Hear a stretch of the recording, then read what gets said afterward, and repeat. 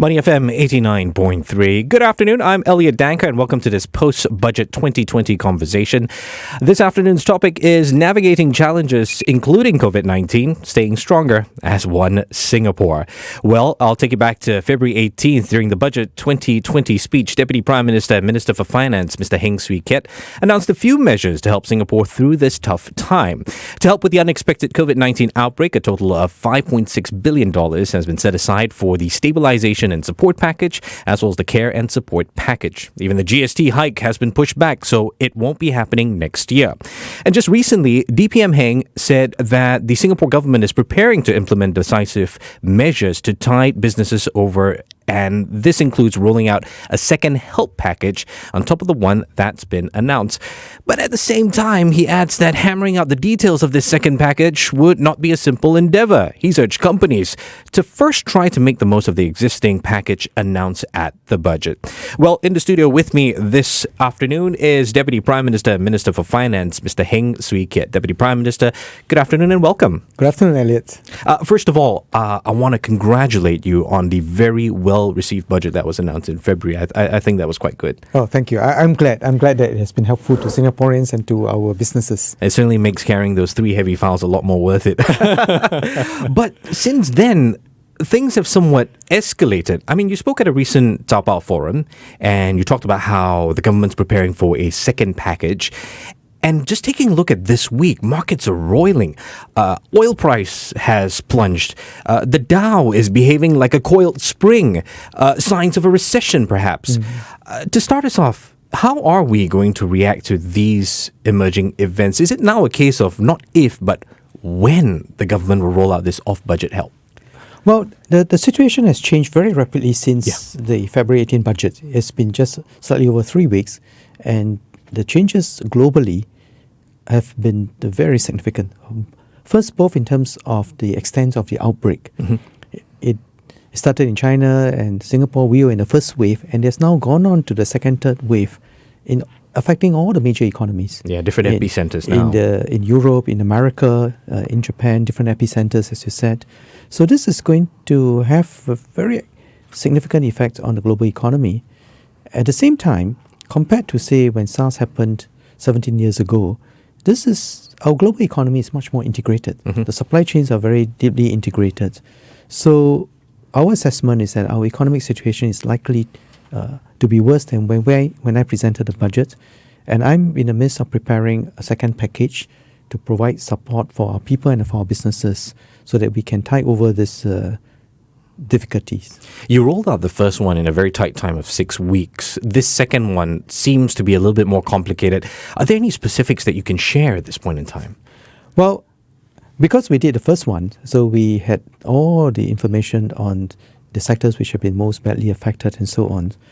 But at the same time, as I said, the situation is developing very rapidly. So I'm in the midst of working through the details and consulting our businesses. Sure. And looking also at the feedback that businesses have been giving us after the budget has been announced. So I've been getting lots of good information, and also we have also been doing further work on the impacts across different sectors and where might we provide support that will have the biggest impact. Foreign Affairs Minister Vivian Balakrishnan was speaking on a news network this morning, and he said, close to what he said was, shocking news, expect this COVID-19 situation to carry on for the rest of the year. Do you share the same sentiment, and do you have a prognosis of our post-COVID-19 Singapore economy? Where and how are we going to come out of this? Where will Singapore stand? Well, I think Minister Vivian's assessment is also shared by many of us, that it is likely to last at least till the end of the year, if not beyond. Sure. And because of the waves that are happening in different parts of the world, I would say that there's also an element of uncertainty. You can't be sure that it is going to stop at this time, at this place. So we have to watch that. And the interaction of this outbreak with the global economy is going to be more complicated. It's going to be more complex because the global supply chain is just much more integrated. So for instance, if you're in the manufacturing sector, you would imagine that, if trade can continue, then why would we be affected? But if a particular factory is closed and you rely on one component from the factory, even if you can get 99 components, you are going to be stuck. And so how this is going to be played out will be important aspect of A, how you affect the global economy, and B, how can we then build in better resilience in our supply chain in the coming years. Interesting you brought that up, because it's those guys that are thinking right now that if we're going to have a recession, what happens to jobs? It's one thing to have a job support scheme, but how's the government going to approach a potential rise in unemployment? Well, I would say that there are several elements. The first and foremost is to try and to prevent that unemployment. And I would urge companies to think very carefully before they retrench their staff. Sure. Because the staff who have been working with you have good knowledge of what your company needs. They have the good skills. And in fact, I would say the job support package, for instance, aims to help the companies to use this downtime to raise the skills of their workers and to prepare for that transformation. I've seen companies which have been doing this very well. They have been very thoughtful about how they can do this. And because they launched their transformation earlier, they're making use of this downtime to do that. So that's the first thing. Second, the NTUC has started this Job Security Council, and there will be companies that may need to, it was done for a structural reason earlier on, but as they restructure, they may need to let go of some workers. And that's where I think if we have a good training system, we can begin to retrain workers. The EDB has continued to bring in very good investments. Many of our companies are also doing well. And earlier on, I spoke to some bankers on how bankers, for instance, can support viable SMEs. So I would say that we should not be pessimistic. We should have the grit to go for the long haul and look at what we can do to support one another in this process. Not just the governments with our people and businesses, but businesses and businesses. Right. You're listening to the thoughts of Deputy Prime Minister and Minister for Finance, Mr. Heng Swee Keat. Since you're speaking to the Singaporean right now, one of the things you talked about where reserves was concerned was empathy, resilience, And then we saw this panic buy during DOSCON Orange, plus the uncertainty that's constantly being brought up. How can we better promote psychological defense? Well, it is complicated because even in countries for which we have such high respect for the resilience of their people, you see that this panic buying happens all over the world. Oh, it's a worldwide phenomenon. Including panic buying of toilet paper. Yeah, for some reason. So I would say that it is a natural human instinct that fear sometimes overwhelms us and we do things which are not in the best interest in the long run. So how do we promote our psychological resilience? I would say first and foremost that we need to provide information as clearly as possible. Because if people trust the information that we put out are accurate, then I think there's no need for that panic. But in many of the places that we see, part of the reason for that panic is that, are you sure that these are the numbers, these are the number of infections and so on? So I think transparency is important in this regard. And two, building a high level of trust with our people and when they trust this information. And three, I think it's important for all of us to act together because we can support one another in this. So for instance, there's really no need to rush for toilet paper if your neighbors are prepared to be helpful, right? That over the next 1 week, if you don't have a toilet paper, I have a few rolls at home, whether it's food, essential supplies. And I think we need to have that mindset that if we can pull through together, support one another, we can deal with this. And we just have to stay calm and carry on. But part of panic, you tend to look at your own assets, and our biggest asset really is our property. In light of cooling measures that were announced, moving forward, any potential policy changes? Something you're looking at, or is it a wait and see? No, it is not on my radar at the moment because what is most important for us on my radar now is how do we ensure some stability in our economy and also in our financial system. Deputy Prime Minister, I'm curious about this second package. I want to ask how you would fund this, because one of the things you mentioned was that you're looking into the possibility of getting permission from President Halimah Yacob to draw on past reserves. I remember very clearly at the end of budget, you said, hey, we're touching surplus. We don't have to touch reserves yet. How bad does it need to be when, for you in order to look at reserves? So we are working out the details of what we may need to do, and I'm not ruling out the use of past reserves, but for me to provide details on that, I will need the approval of the President and the Council of Presidential Advisor.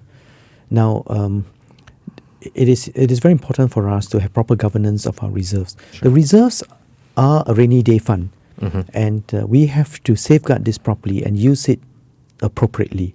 And if the rain is heavy, we would then have to use that. Yeah. So I am not ruling out any possibility, and I am working through the different numbers, because it depends on how big the package we will need to have and how much contingency I need to provide.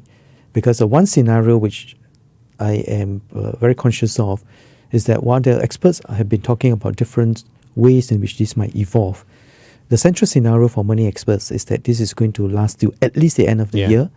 And because of the wave in which it's spreading throughout the world, it is interacting with the economy in very complex ways which we do not yet know the results yet.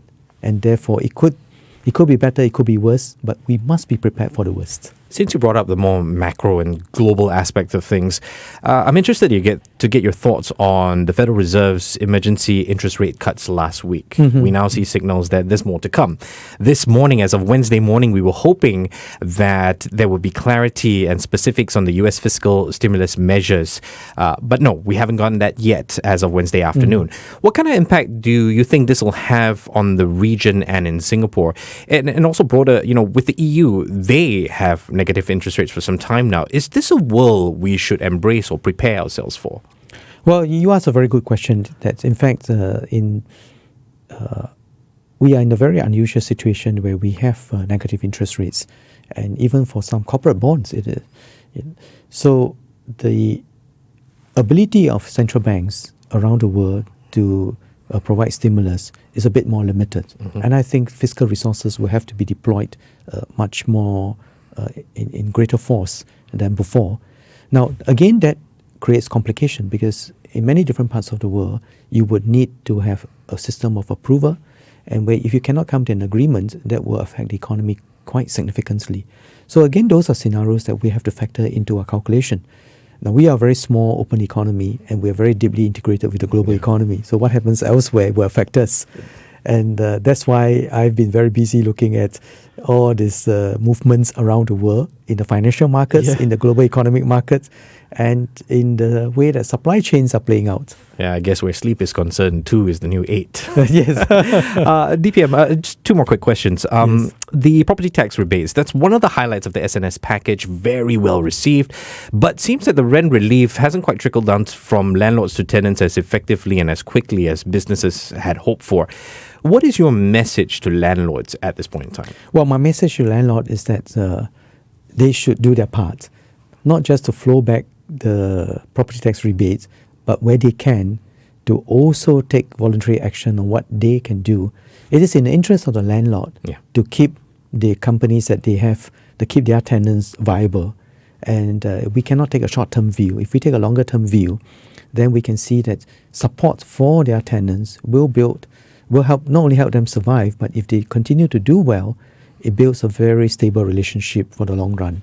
So don't look at the short term. It really builds on your message during the budget of a unity budget in that sense. The only way to get through this is together.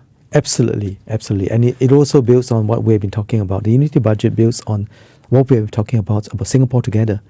There will be many difficult challenges, but as long as we're able to come together and put in our creative energies and our efforts and row in the same direction, we can not only overcome crises, but achieve great things. And on that note, it is time for my try my luck question, DPM. We know for a fact that the next Singapore general election has to happen before April next year. Yes. In light of all of this, you've rolled out a budget, a unity budget. You've shown us what the government can do and will do. So then, when are you planning to call for a GE? Well, at the moment, the Prime Minister and I are very focused on stabilizing the economy and providing support to our people. And that's why I've been spending all my time working on this second package and looking at how we can support our people well. Now, I mentioned about the global uncertainties that are happening around the world. So it is important for us to create the conditions that will allow us to focus fully on the challenges ahead. And the challenges ahead, I think, will be greater than it is 3 weeks ago than it is now. Sure. So we want to create the conditions that will allow us to do that. And the Prime Minister is considering the best possible options for this. Okay, so rephrase. Can we expect the GE before the end of the year? Well, I'm trying, yeah. when the Prime Minister has decided on the dates, it will be announced in due course. We will follow every rule and procedure properly to make sure that there is sufficient lead time for everyone. Well, I appreciate that. Thank you, sir. We've been speaking with Deputy Prime Minister and Minister for Finance, Mr. Heng Swee Keat. DPM, thank you for your time. You have a great day ahead. Well, thank you. And I hope that the whole country can come together to manage this well. Thank you very much. This post-budget 2020 conversation was written and produced by Nadira Kamarudin. I'm Elliott Danker. You're on Money FM 89.3.